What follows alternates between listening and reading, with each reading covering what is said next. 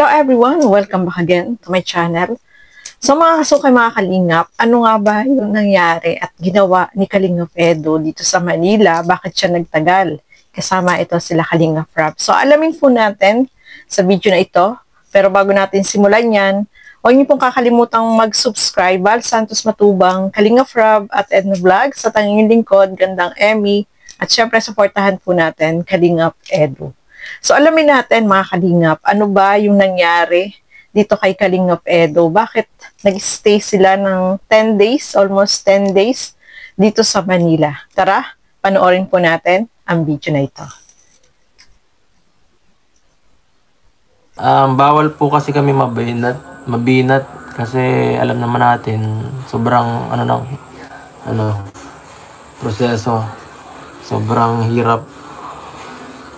hirap po ng proseso nung namin ginawa ni Rob at hindi po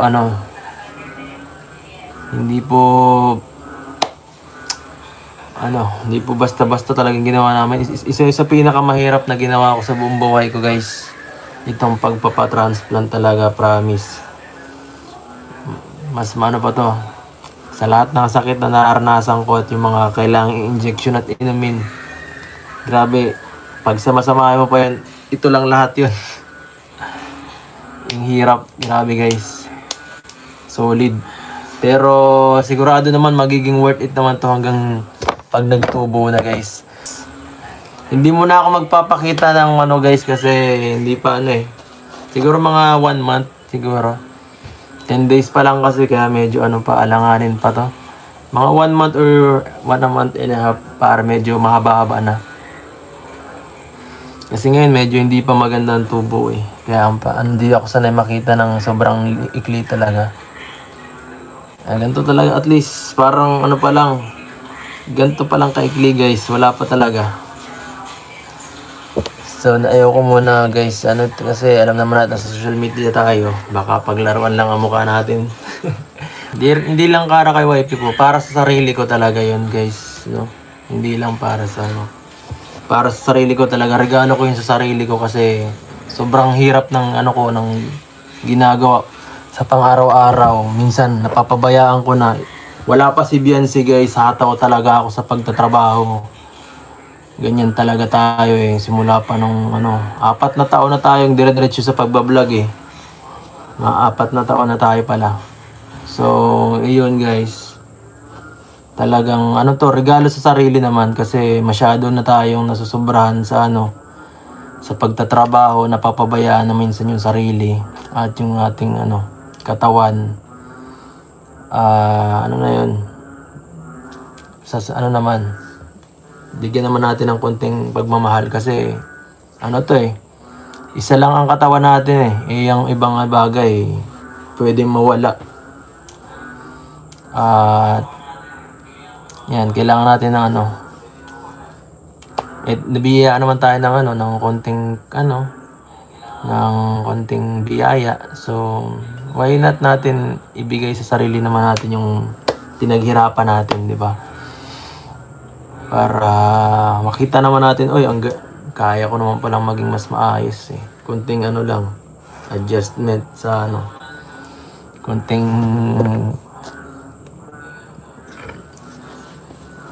saka pagbigay pansin, di ba? So eto na nga, mga kasukay mga Kalingap. Nalamin natin dito kay Kalingap Edo na nagpa-hair transplant sila ni Kalingap Rob. So yun yung aabangan natin. At nabanggit din niya, mahirap pala, sobrang sakit. Grabe, no? So, nagtingin-tingin din ako, syempre, nag-research din ako about dito.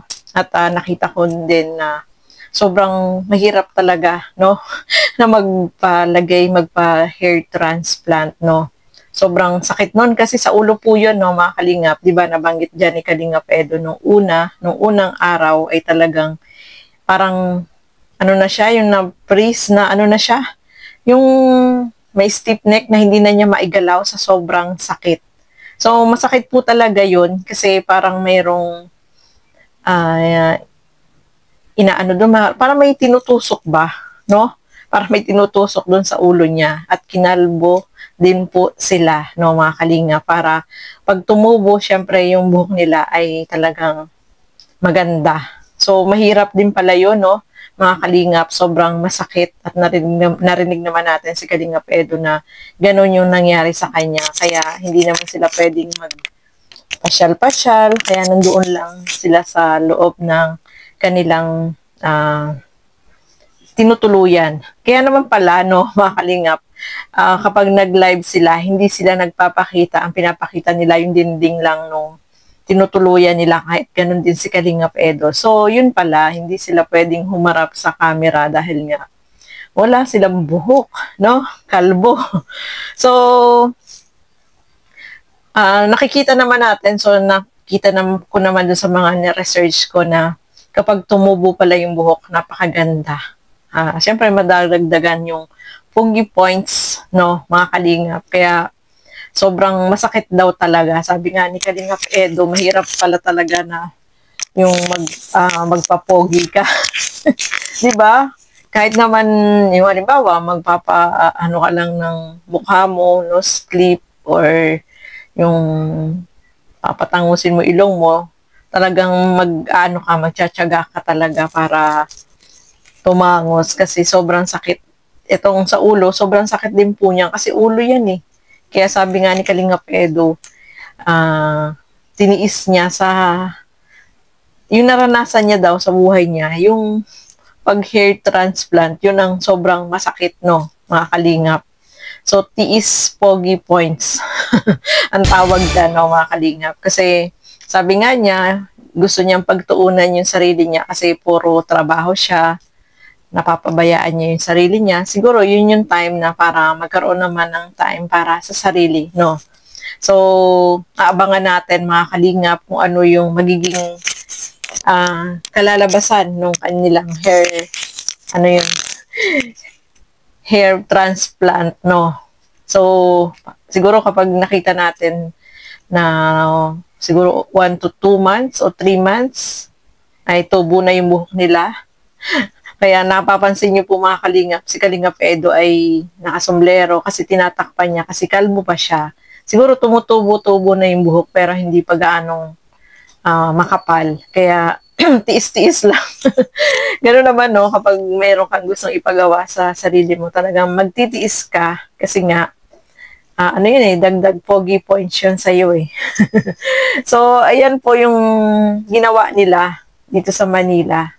So, hopefully, after 1 to 3 months, makita na natin yung kalalabasan. Sabi nga ni Kalingap Edo, from day 1, may vlog si Kalingap Rap. So, abangan po natin yun, mga kalingap, hanggang sa ano yung maging result ng kanilang pinagawa.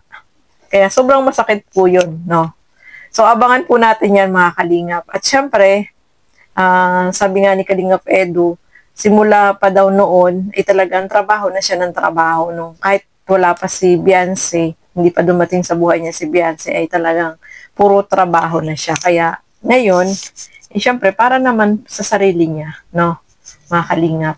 So, abangan po natin yan. Excited po ba kayo na makita kung ano magiging hitsura ni Kalingap Edo na makita natin na nagkaroon na siya ng buhok? Pa-transplant siya, no? Mas gaganda yung kanyang buhok, no, mga kalingap. So, abangan po natin yan. Kasi sa ngayon, hindi natin nakikita kasi nga, ano pa sila, kalbo pa. Parang tumutubo-tubo na yung buhok, pero ano pa lang. Siguro, may iksi pa talaga. So, hindi pa nila pwedeng i-reveal. So, abangan na lang natin.